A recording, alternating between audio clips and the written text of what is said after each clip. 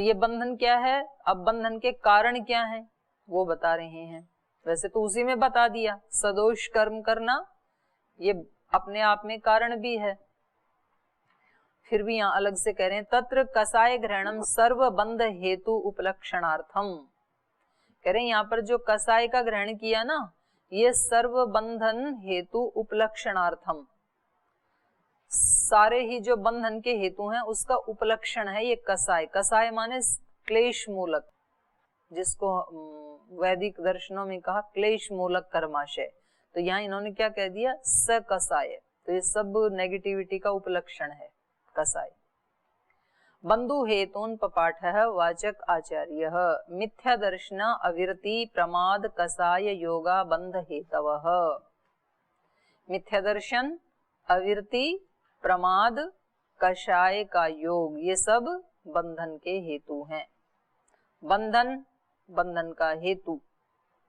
अब बंधन के भेद, बंधन कितने हैं, तो कहा 4 प्रकार के बंधन हैं। बंधस चतुर्विध इति उक्तम, प्रकृति स्थिति अनुभव प्रदेशाः तद्विधयः। तो ये 4 प्रकार के बंधन है, प्रकृति का बंधन, स्थिति बंधन और अनुभव बंधन और चौथा प्रदेश बंधन। प्रकृति स्थिति बंध प्रदेश चतुर्विधय। तो कह रहे हैं जैसे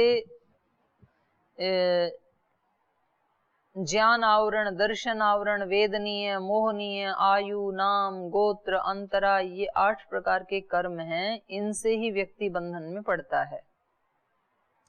ज्ञान के ऊपर आवरण आ जाए तो बंधन में पड़ेगा। दर्शन का आवरण, कोई स्पष्ट सिद्धांति ना मिले, वेद वाक्य ना मिले तो भी बंधन में पड़ेगा।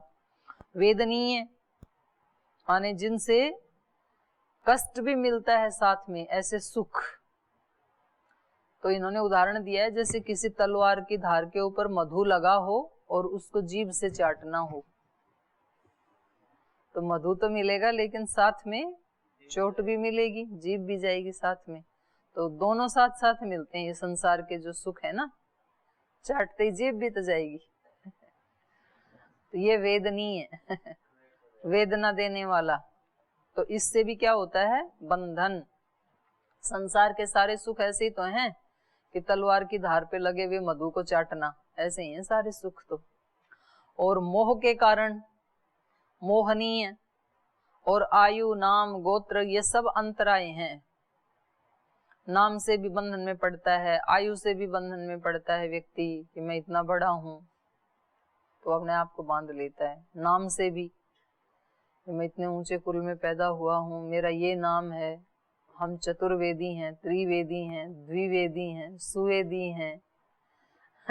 गोत्र से हम भारद्वाज गोत्र में उत्पन्न हुए हैं, हम ऋषि गोत्र में उत्पन्न हुए हैं, तो ये इन सब के कारण बंधन में पड़ जाता है। जैसे हम भरद्वाज या कश्यप गोत्र के हैं करके बताते हैं हमें घर में, तो यहाँ की पता चला तो ये हमें अच्छा लगता है और प्रेरणा मिलती है कि हम ऋषियों के वंशज हैं करके। बस ऋषियों के इतने ही बोल दो ना, उसमें सारे आ गए जी। उसमें पर्टिकुलर लेके अहंकार को क्या बढ़ाना है, वो बंधन का कारण है।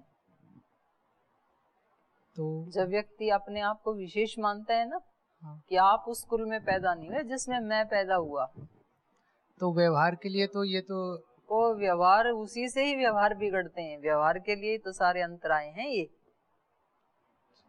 जैसे आप एक आत्मा हो वैसे मैं भी एक आत्मा हूँ, क्या फर्क पड़ता है आप किस कुल में पैदा हो गई, आप क्या हो वो बताओ ना।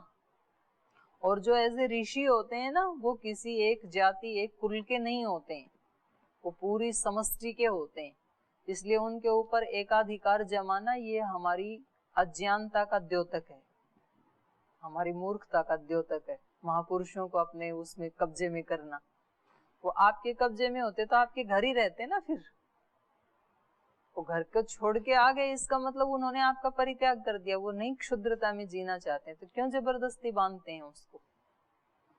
तो जो अज्ञानी लोग हैं वो उनको बांधते हैं, नहीं वो हमारे हैं। श्री राम हमारे, कृष्ण हमारे, महात्मा बुद्ध हमारे, भगवान महावीर हमारे, वो ये हमारे, तो वो ऐसे बांध लेते हैं ना, वो किसी के नहीं, वो पूरी मानवता के हैं। तो ऋषि सबके होते हैं, वो हमारे प्रांत में पैदा हुए थे, वो हमारे जिले में पैदा हुए थे, इसलिए हमारे हैं।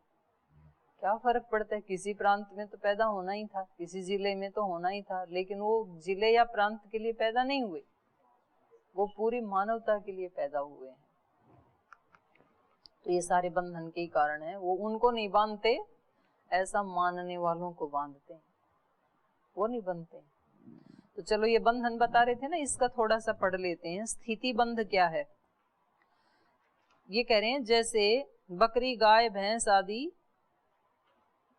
आदि के दूध अपने माधुर्य के स्वभाव से किसी निश्चित काल तक उनका माधुर्य जाता नहीं। स्थिति बंध क्या है? एक स्थिति तक, जैसे ये दूध देते हैं ना पशु, तो वो 8-10 महीने तक उनके दूध में माधुर्य रहेगा, और उसके बाद भी आप दूध निकालते रहो तो फिर खारी हो जाता है।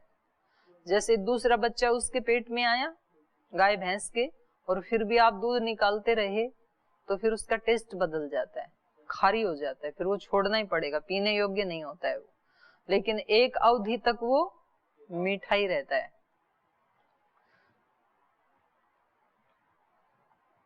तो ऐसे ही मनुष्य माँ का भी एक अवधि तक मीठा रहता है, उसके बाद भी कोई बच्चा पीता ही रहे 4-5 साल तक, तो फिर वो खारी हो जाता है, तो उसको छोड़ना ही पड़ेगा। तो अब तो नहीं पीते हैं, पहले पीते थे बच्चे, बड़े बड़े होने के बाद भी माँ का दूध पीते थे। तो स्थिति बंध माने एक स्थिति तक। ये कह रहे हैं उसी प्रकार मूल प्रकृतियों में प्रथम जो 3 ज्ञान, आवरण आदि अंतराय हैं, कुल मिलाकर 4 कर्मों का इस सूत्र के अनुसार उत्कृष्ट स्थिति का बंधन अर्थात परिणाम करोड़ों करोड़ों 30 सागर उपमा अर्थात काल, इतने समय तक मतवाले हाथी की तरह अपने स्वभाव को न छोड़ना, ये स्थिति बंध है।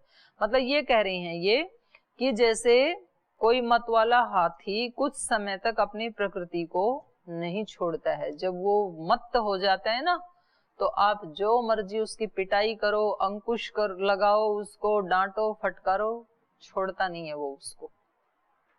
तो इसी प्रकार से ये प्रकृति एक सीमा तक प्रकृति नहीं छोड़ती, उसी प्रकार कर्म भी अपनी प्रकृति में स्थिर रहते हैं।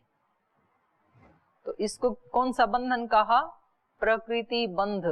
किसी काम को आप बार बार करने लग जाते हैं ना, तो फिर वो हमारी प्रकृति बन जाती है, और फिर जब आप उससे हटना चाहते हैं, आपने जान लिया कि ये तो गलत आदत है मेरी, तो फिर वो कई दिन छूटता नहीं है, वो है प्रकृति बंध। समझ गए? प्रकृति बंध क्या है? एक सीमा तक छूटती नहीं है चीजें, उसके बाद आप करते जाओगे तो फिर वो छूट जाएगा, तो इसको कहा प्रकृति बंध। दूसरा है अनुभव बंध। अनुभव बंध मतलब जैसे अपने तीव्र या मंद आदि स्वभाव के अनुसार जो पशु पक्षी हैं, वो अपने अपने कार्य को करने की विशेष सामर्थ्य की उनमें उत्पत्ति होती है, उसी प्रकार से पुद्गलों में अपने कार्य करने की विशेष सामर्थ्य उत्पन्न होती है, ये अनुभव बंध है। जैसे शेर को हिंसा करने में या शेर के बच्चे को हिंसा करने में कोई ज्यादा जोर नहीं पड़ता है, तो क्योंकि उस शरीर की सामर्थ्य है वो वैसा करने की, उस आत्मा के पीछे के अनुभव हैं वो खूब सारे जुड़े, तभी इसको शेर का शरीर मिला तो वो बड़ी आसानी से कर लेगा उस काम को। और दूसरा व्यक्ति मनुष्य को बोले कि इस हिरण को मार दो, तो आसानी से नहीं मार पाएगा सामान्य व्यक्ति। तो ये अनुभव बंध हैं, ये अपनी तीव्र बुद्धि या उनकी मंद बुद्धि, या फिर इसी प्रकार जैसे चींटी के लिए बहुत दूर रखी हुई चीज है कोई, तो उसको सूंघना सहज है उसके लिए, क्योंकि उसका क्या है, वो स्वभाव, उसके अंदर वो स्पेशल योग्यता है। गिद्ध के लिए दूर तक देखना, ये स्पेशल योग्यता है उसकी। तो ऐसे ही अपने कुछ जो पुद्गल कर्म है ना, उनके संस्कार के कारण वैसा कर्म विशेष वो व्यक्ति आसानी से कर देता है, अच्छा या बुरा। तो वो विशेष सामर्थ्य होना, ये अनुभव बंध है। तीसरा है प्रदेश बंध। प्रदेश बंध है पुद्गलों के जो द्व्यणुक आदि स्कंद हैं, जिनके अनंत स्थान हुआ करते हैं, उनका अनंत अवयवों वाले स्कंदों का अपने अवयवों में प्रवेश कर जाना ही प्रदेश बंध है। तो ये थोड़ा सा अस्पष्ट है। और चौथा नहीं, ये कौन सा था? प्रदेश बंध तीसरा हुआ ना। स्थिति बंध, अनुभव बंध है जी, प्रकृति बंध, स्थिति बंध, अनुभव बंध और प्रदेश बंध, 4 हो गए ना, 4 ही थे। जीव, अजीव, आश्रव, बंध और 5वां क्या है? संवर। संवर और निर्जरा छठा। तो इसके बारे में अब कर रहे हैं। संवर क्या है? आश्रव निरोध संवर, आश्रव का निरोध करने वाला। आश्रव तो क्या बताया था? शुभ शुभ वृत्तियां, और उनका निरोध करने वाला कौन है? संवर है। ये न आत्मनि प्रविशत कर्म प्रतिसिध्यते स गुप्ति समिति इत्यादि संवर। आत्मा में माने ये जो पुद्गल कर्म हैं, जो अशुभ वृत्तियां हैं, उनको आत्मा में प्रवेश जो नहीं करने देते हैं, उनको रोकते हैं, निषेध करते हैं, वो क्या है? संवर। और उसको कहा गुप्ति और समिति, जिसमें आत्मा में घुसने वाले कर्म रुक जाएं, वो गुप्ति और समिति संवर नाम से कहा जाता है। संचार कारण योगात आत्मनो गोपनम गुप्ति। गुप्ति का क्या कहा इन्होंने? संचार माने प्रवेश का कारण, जो योग है उससे आत्मा की रक्षा करना। जो शुभ अशुभ वृत्तियां आत्मा के साथ लिप्त हो जाती हैं, उससे आत्मा की रक्षा करना, ये गुप्ति है, गुप्त रक्षण है। सा त्रिविधा काय वांग मनो निग्रह भेदात। काय गुप्ति, वांग गुप्ति, मनोगुप्ति। तो शरीर के द्वारा, वाणी के द्वारा, मन के द्वारा अशुभ को आत्मा में प्रविष्ट न करने देना। शरीर को अशुभ से बचाना, वाणी को अशुभ से बचाना, मन को अशुभ से बचाना। जैसे कि न्याय दर्शन का बताया ना मैंने, पापात्मक वृत्ति, तो ये 3 से ही होती है, शरीर से, मन से, वाणी से। इन तीनों को बचाना माने शुभ करना, तो ये गुप्ति है। और समिति क्या है? सा त्रिविधा काय वांग मनो निग्रह भेदात प्राणी पीड़ा परिहारेण सम्यक गयनम समिति। समिति क्या है? समिति है प्राणियों की पीड़ा से अपने को बचाते हुए अच्छी तरह व्यवहार करना। प्राणी पीड़ा परिहारेण, प्राणी पीड़ा से अपने आप को बचाते हुए, सम्यक गयनम, अच्छी तरह से व्यवहार करना, ये समिति है। सा ईरिया भाषादि भी पंचधा। तो वो समिति 5 प्रकार की है। लोकातिवाहिते मार्गे चुंबिते भास्वदंशुभिः जंतु रक्षार्थमालोक्य गतिर ईरिया मति सताम।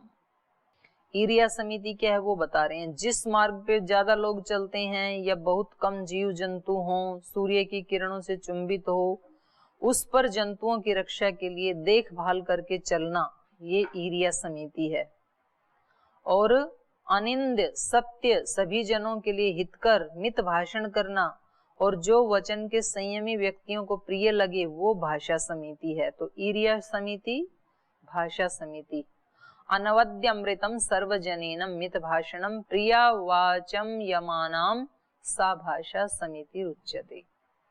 और आगे कहा इन्होंने, द्विचत्वारिंशत् भिक्षा दोषैर् नित्यम अदूषितम मुनिर यद अन्नम आदत्ते सा एषणा समिति मता। 2 समिति बताई, ईरिया समिति, भाषा समिति, तीसरी एषणा समिति। जो 42 दोष गिनाए हैं मुनि के लिए, उनसे रहित, द्वाचत्वारिंशता भिक्षा दोषैः, उनसे रहित, भिक्षा दोषे नित्यम अदूषितम मुनिर यद अन्नम आदत्ते, जिस अन्न को ये मुनि खाता है, सा एषणा समिति, माने दूषित अन्न न खाना, शुद्ध अन्न ही खाना, ये एषणा समिति हो गई। और आसन आदीनि संवीक्ष्य प्रतिलंघ्य च यत्नता गृह्यान निक्षिपेत ध्यायेत साधन आसन समिति स्मृतः। आदान समिति, आदान समिति स्मृतः। आसन आदि को अच्छी तरह से देख करके, आसन आदि संवीक्ष्य प्रतिलंघ्य च, कहीं कोई आसन रखा हो या तो खुद को बैठना है तो भी उसको झड़का के बैठना चाहिए, या दूसरे का है तो उधर से जाना चाहिए, तो उसको कहा आसन आदि ने संवीक्ष्य। प्रतिलंघ्य च यत्नता, और यत्न पूर्वक उनका लंघन करके, अगर और किसी का बिछा हुआ तो उसके ऊपर से ना जाएं। ना सुबह सुबह वो करते हैं ना, योग करते हैं, हम अपने गद्दे पे बैठे हैं, किसी को वॉशरूम जाना है, पैरों में दुनिया भर की मिट्टी काली काली लगा रखी है और हमारी चद्दर के ऊपर से जाते हैं फिर, और फिर जब हम नीचे वो श्वास लेते हैं ना आसन करते समय, तो वो सारी धूल हमारे नाक में जाती है। तो आसन के इधर से भी तो जा सकते थे ना, लंघन करके भी, तो बिल्कुल सीधे चलते हैं ऐसे बिना लाइसेंस के। तो छोटी छोटी बातें भी गिनाई हैं इन्होंने। तो हम तो अपने चद्दर बिछा के बैठते हैं ना। हाँ, पहले जाके गद्दे को झटकाओ, फिर अपनी चद्दर बिछाओ उस पे, तो उस चद्दर के ऊपर पैर नहीं रखना चाहिए। तो चलिए, ये 5 प्रकार की इनकी समिति है। ईरिया समिति, भाषा समिति, एषणा समिति, आदान समिति, उत्सर्ग समिति, मलमूत्र आदि भी देख करके यथोचित स्थान पे उसका त्याग करना, उत्सर्ग समिति। तो संवर का मतलब क्या है? गुप्ति और समिति के द्वारा आत्मा की रक्षा करना, ये संवर है। और निर्जरा क्या है? संवर के लिए इन्होंने बहुत अच्छी परिभाषा दी, देखो यहाँ पर, आश्रवः स्रोतसो द्वारम संवृणोति इति संवर। एक पंक्ति में यदि संवर को बताना हो तो क्या कहेंगे? आश्रव जो थे ना, जो नेगेटिव प्रवृत्तियां थी, उनको, उनके द्वार को संवृणोति, उनके द्वार को जो बंद करता है वो संवर, अर्थात आत्मा में नेगेटिविटी को आने से जो रोकता है, आत्मा की जो रक्षा करता है, उनका निषेध करता है, परोपेहि मनस्त पाप, इस स्थिति में जो रहता है वो क्या है? संवर। बहुत अच्छी बात है ये। तद उक्तम अभियुक्तैहि, तो अब इसका निचोड़ बता रहे हैं ये। आश्रव भव हेतु स्यात् संवरो मोक्ष कारणम इति इयम आर्हति सृष्टि अन्यद अस्या प्रपंचनम। करें आश्रव भव हेतु, संसार का कारण क्या है? आश्रव, अर्थात शुभ अशुभ वृत्ति, शुभाशुभ जो कर्माशय है वो तो संसार का कारण है। संवरो मोक्ष कारणम, और संवर क्या है? मोक्ष का कारण है। अगर मोक्ष पाना है तो उनको रोकें, निरोध करें, चित्तवृत्ति निरोध है। तो संवर मोक्ष कारणम इति इयम आर्हति सृष्टि, तो अरहतों की बस ये 2 ही बातें हैं, इतनी सृष्टि है अरहतों की। इति इयम आर्हति सृष्टि अन्यद अस्या प्रपंचनम, इससे अतिरिक्त जो कहा है वो बस इन्हीं बातों का ही प्रपंच है, विस्तार है। काम की बात यही है कि संसार में आना है तो शुभ अशुभ वृत्तियों से लिप्त रहो, और उससे छूटना है तो उनको रोको, संवर को अपनाओ। फिर तो उससे अगला फिर है निर्जरा, छठा तत्व जो है। निर्जरा क्या है? जो निशेष रूप से उन शुभ अशुभ धर्माधर्म वृत्तियों को जरयति, जर्जरित कर देता है, हटा देता है, निरोध कर देता है, वो निर्जरा है। ये मोक्ष का उपाय है। अर्जितस्य कर्मणः तप प्रभृतिभिः निर्जरणम निर्जराख्यम तत्वम, जो अर्जित कर्म किए थे हमने, शुभाशुभ कर्म, उनका तप प्रभृतिभिः, तप आदियों के द्वारा, निर्जरणम, निशेष रूप से उनको जर्जरित कर देना, उनको नष्ट कर देना, निर्जराख्यम तत्वम, उसको निर्जरा नाम का तत्व कहते हैं। चिरकाल प्रवृत्त कसाय कलापम पुण्यम सुख दुखे च देहेन जरयति नाशयति। चिरकाल से प्रवृत्त जो कषाय कलाप है, दोष जो है वो कषाय कलापम पुण्यम, माने अच्छे या बुरे जो काम है, बुरे कषाय मतलब बुरे, पुण्य मतलब अच्छे, सुख दुखे चेत, और जो उसके प्रतिफल के रूप में जो सुख दुख मिलते हैं वो देहेन जरयति। अब जो शरीर मिला है उन इस शरीर के द्वारा उन पीछे वालों को सबको जरयति माने नाशयति नष्ट कर देता है, तो ये निर्जरा है।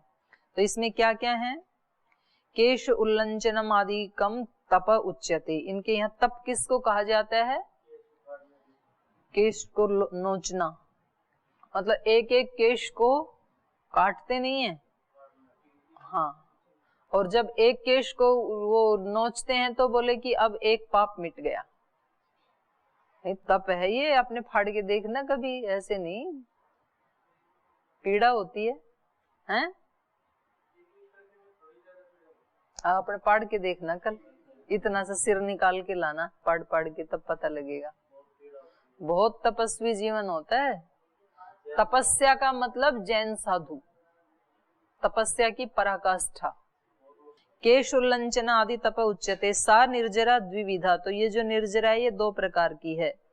यथा काल औपक्रमिक भेदात, तत्र प्रथमा यस्मिन् काले यत् कर्म फल प्रदत्तत्वेन अभिमतम तस्मिनेव काले फलदानात् भवन्ति निर्जरा, कामादि पाकज इति च जेगीयते।